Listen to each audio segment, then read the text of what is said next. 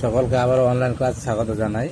আজকে আমরা CPS 3 অর্থাৎ ম্যাথামেটিক্স সাবজেক্টের ক্ষেত্রে আজকে আমরা যে টপিকটি নিয়ে আলোচনা করব সেটি হচ্ছে যে গণিতে প্রশংসার মনোভাবের বিকাশ ও গণিতে পূর্ণ উপলব্ধির বিকাশ নিয়ে আজকে আমরা মূলত কী করবো, আলোচনা করব।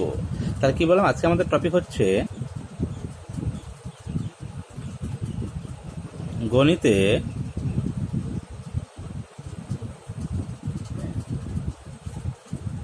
প্রশংসার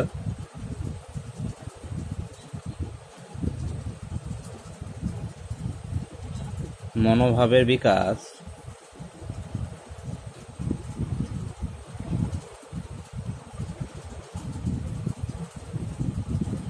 এবং গণিতে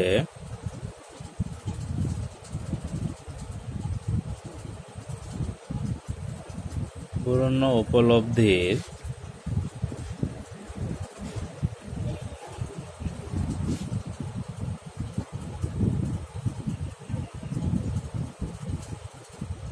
বিকাশ। তো মানব সভ্যতায় একেবারে যে শুরু থেকে যে ক্রমবিকাশ বলো বা যে অগ্রগতি বলো, সেই অগ্রগতিকে আমরা যদি লক্ষ্য করি বা সেটাকে যদি আমরা ইতিহাসটাকে যদি আমরা একটু ভালো করে অধ্যয়ন করি, তাহলে কি দেখতে পাবো না, দেখা যায় যে মানুষ তার যে নিজের প্রয়োজনের তাগিদে কি করেছে, মানুষ তার নিজের প্রয়োজনের তাগিদে বা তার চাহিদা মেটানোর প্রয়োজনে কি করেছে, গণিতকে কি করেছে, গণিতকে সে সৃষ্টি করেছে। তো মানুষের একদম যদি বলি যে নিত্য নতুন যে চাহিদা রয়েছে, তো নিত্য নতুন চাহিদা পূরণের জন্য গণিতের ক্ষেত্রে কী করা হয়, গণিতের ক্ষেত্রে যে বিভিন্ন বিষয়বস্তু রয়েছে, সেই বিষয়বস্তুর কী করেছে, যে বিষয়বস্তুর যে পরিধি রয়েছে, সেই পরিধিরও কী করেছে, ঘটিয়েছে কি, পরিধিরও বিস্তৃতি ঘটিয়েছে। বর্তমানে সমাজে বা বর্তমান যুগে যদি গণিত না থাকে, তাহলে কিন্তু এই যে আজকের এই যে আধুনিক সভ্যতা রয়েছে, এই আধুনিক সভ্যতার কিন্তু যে অস্তিত্ব, সেটাকে কিন্তু কোনোভাবে সেটা কল্পনা করা যেত না বা সেটাকে কখনোই বাস্তবায়িত করা যেত না। এবং হয়তো আমরা যে এই আদিম যুগে যে আমাদের যে অবস্থা ছিল বা যেরকমভাবে আমাদের মানে আমাদের যে সভ্যতা যে জায়গায় দাঁড়িয়েছিল, অনেকটা হয়তো সে আদিম যুগের মতোই কি হতো, আমরা অবস্থান করতাম যদি আমাদের গণিতের ক্ষেত্রে এই গণিতকে যদি আমরা নিজের প্রয়োজনে তাগিদে যদি সেটাকে আমরা ব্যবহার না করতাম, যদি না তার বিস্তৃতি আমরা ঘটাতাম। তো এখনকারও যদি কথা বলি আমরা, এখন আমরা গণিত ছাড়া কিন্তু ভাবতেই পারি না। গণিত আমাদের দৈনন্দিন জীবনে কি নিত্য সঙ্গী একটা কি বিষয়। এবং গণিতের ক্ষেত্রে যে মানসিক শৃঙ্খলা রয়েছে, মানসিক শৃঙ্খলা, সামাজিক দায়িত্ব, মানবিক মূল্যবোধ, এগুলোর কি রয়েছে, এগুলোর একটা কি যেমন বিকাশ যেমন মানুষের মধ্যে ঘটিয়েছে, তেমনি মানুষের নিজের জীবন চর্চার প্রয়োগের ক্ষেত্রেও সেখানে কি করা যায়, প্রয়োগ করে সেটাকে মানুষকে কী করেছে, মানুষকে একটা সুনাগরিক গড়ে তুলতেও কিন্তু কি সাহায্য করেছে। তো আমাদের জীবনে গণিতের ক্ষেত্রে গণিতের যে উল্লেখযোগ্য ভূমিকা রয়েছে, তা কী করে, তা শিক্ষার্থীদের পূর্ণ উপলব্ধি করতে, সেটা কী করে, বা শিক্ষার্থীর ক্ষেত্রে কী করতে হবে, সেটাকে পূর্ণ উপলব্ধি করাতে হবে। তো যাতে করে কি না, যাতে করে গণিত আমাদের জীবনে কতটা ভূমিকা পালন করে, গণিত উপর আমরা কতটা কি নির্ভরশীল, যাতে করে সেটা তারা পরিপূর্ণভাবে সেটা করতে পারে, বুঝতে পারে। তো যেমন ধরো এক গণিতজ্ঞ যেমন হকবেন, তিনি কি বলেছিলেন, হকবেন বলেছিলেন যে mathematics is the mirror of civilisation. অর্থাৎ কি না, গণিত হলো কি, গণিত হলো সভ্যতার দর্পণ। অর্থাৎ কি না, কোনো সভ্যতার আর কতটা উন্নত হয়েছে বা কতটা উন্নত, তার প্রতিফলন কিন্তু দেখা যায় যে ওই সভ্যতা কতটা কী করে, গণিত চর্চা করে, কতটা কি তার সেটাকে প্রয়োগ করে। অর্থাৎ এই গণিত চর্চা এবং প্রয়োগের মাধ্যমেই আমরা সেই সভ্যতার একটা উন্নতর যে ধারণাটা, সেটা কিন্তু আমরা পেয়ে থাকি। এছাড়াও আরেকজন গণিতজ্ঞবিদ যেমন রজার বেকন, তিনি কি বলেছেন, তিনি বলেছেন যে mathematics is the gate and key of all science. কি বললাম, তিনি কি বলেছিলেন, তিনি বলেছিলেন যে ম্যাথামেটিক্স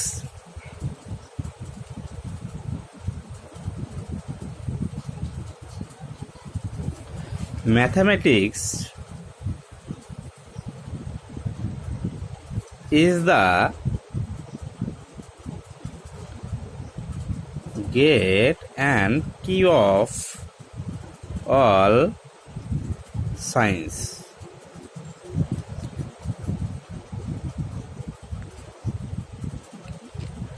তো এটি কি গণিতজ্ঞ বেকনের মত অনুযায়ী, অর্থাৎ কি এটাকে যদি আমরা সহজভাবে বলি তাহলে কি না গণিত হলো কি, গণিত হলো সকল বিজ্ঞানের প্রবেশদ্বার এবং কি একটা কি সমাধান সূত্র। তো গণিত মানুষকে কি করে, মানুষকে যেমন অনেকটা সমৃদ্ধশীল করে তুলেছে এবং মানুষকে এক কথা কি করে তুলেছে, সমৃদ্ধশীল করে তুলেছে, মানুষকে মানে ক্ষমতাশীল করে তুলেছে, বা যেটাকে আমরা বলে থাকি এম্পাওয়ারমেন্ট, এবং উন্নত মানের একটা কি জীবনযাত্রার আর একটা কি প্রদান করেছে গণিত। অর্থাৎ আমরা যদি অন্যান্য যে বিষয়গুলো রয়েছে, যেমন ধরো যদি বলি আমরা পদার্থবিদ্যা বলি, বা আমরা যদি বলি রসায়নবিদ্যা, সামাজিক বিদ্যা, প্রাণীবিদ্যা, উদ্ভিদবিদ্যা, কম্পিউটার বিজ্ঞান ইত্যাদি, কি মানুষের যে সাফল্য রয়েছে সে সাফল্যের সঙ্গে সেখানে কী করা হয়, মানুষের সাফল্যের সঙ্গে গণিতকেও সেখানে ব্যবহার করা হয়। এছাড়াও বিভিন্ন ভৌতিক বলো, সামাজিক বলো, নান্দনিক বলো ইত্যাদি বিকাশেও কিন্তু কী রয়েছে, গণিতের অনেকটাই কী রয়েছে, অবদান রয়েছে। এবং এই যে বিষয়গুলো রয়েছে, এই যে অবদানগুলো রয়েছে, যে ভূমিকাগুলো রয়েছে, এগুলো শিক্ষার্থীদের কী করাতে হবে, শিক্ষার্থীদেরকে সেগুলো একেবারে পূর্ণভাবে উপলব্ধি সেগুলো কী করাতে হবে। তো যুগে যুগে যে মানব সভ্যতার যে অগ্রগতি হয়েছে, সেই অগ্রগতিতে গণিতের অবদান শিক্ষার্থীদের পূর্ণ উপলব্ধি করতে সেটা কী সাহায্য করাতে, মানে সেটা কী করাতে হবে, শিক্ষার্থীদের পূর্ণ উপলব্ধি করাতে হবে। এবং যে সমস্ত গণিতজ্ঞবিদ এবং যাদের অধ্যবসায় বলো বা যাদের অক্লান্ত পরিশ্রম বলো, যাদের দ্বারা এই গণিতের বিষয়গুলি আবিষ্কৃত হয়েছে, তাদের সম্পর্ক বা তাদের প্রতি যাতে মর্যাদা তারা দেয়, তাদের প্রতি তারা যে শ্রদ্ধা জানায়, তাদের প্রতি তারা যদি তার প্রশংসা করে, এই যে মনোভাবগুলো যাতে কী হয়, শিক্ষার্থীদের মধ্যে কী হয়, গড়ে ওঠে। তো বিভিন্ন গণিতবিদগণ, যেমন ধরো আমরা যদি কিছু গণিতবিদগণের যদি আমরা নাম উল্লেখ করি, যেমন ধরো আর্যভট্ট,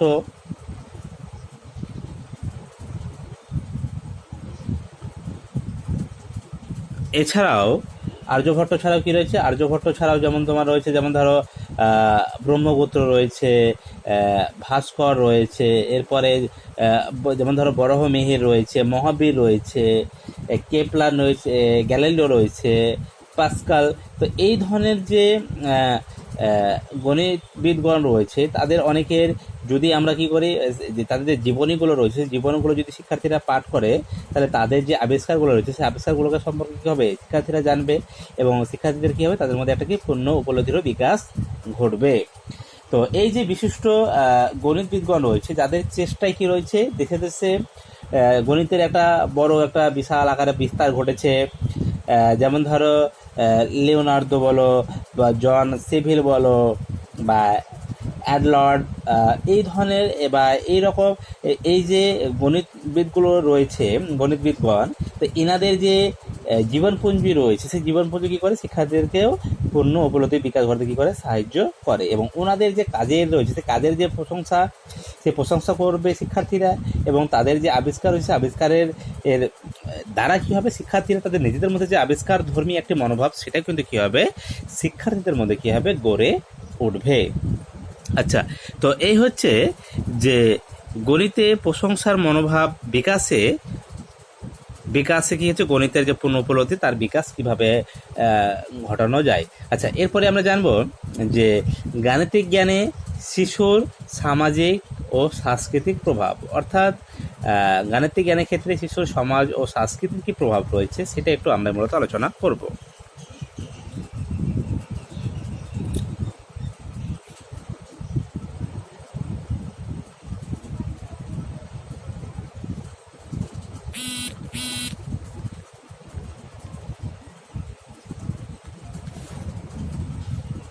শিশুর সমাজ ও সংস্কৃতির বিকাশ।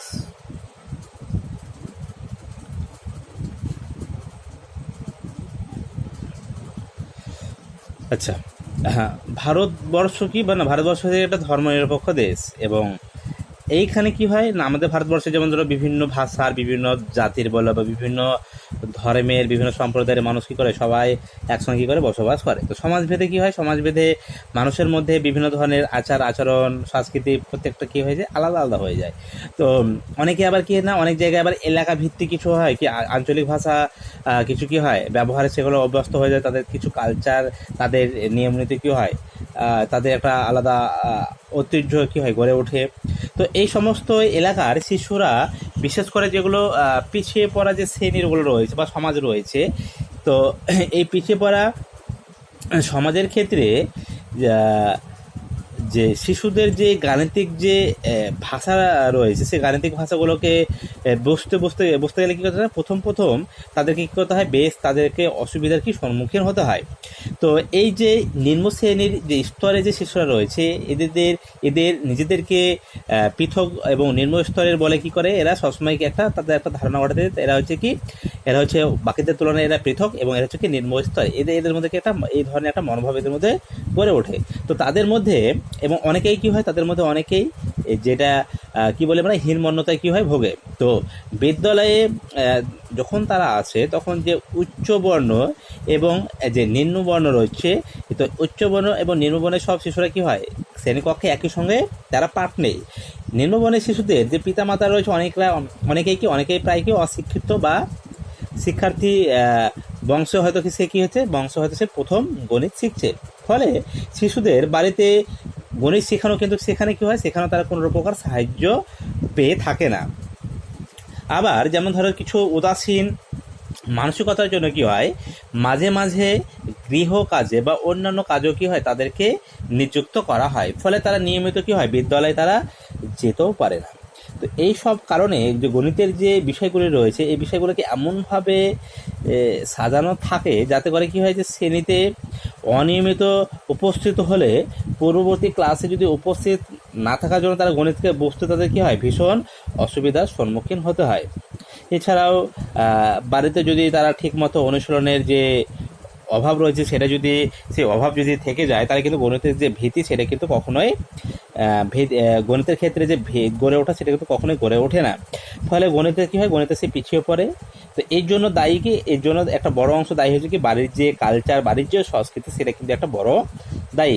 এছাড়াও বিভিন্ন পেশায় যে মানুষ যুক্ত রয়েছে, যেমন ধরো টাইলস মিস্ত্রি বলো, রাজমিস্ত্রি বলো, কৃষক বলো, ছুতর বলো, তাঁতি বলো, শ্রমিক বলো, এই যে বিভিন্ন যে শ্রেণীর শ্রমজীবীরা রয়েছে, এদের পরিবার থেকে যখন শিশুরা আসে, তখন তাদের বাড়ি থেকে যে গণিতের যে ধারণা তারা বাড়ি থেকে পায়, তার সঙ্গে বিদ্যালয়ে শেখার পদ্ধতির কী হয়, একটা বিরাট সেটা ব্যবধান থাকে।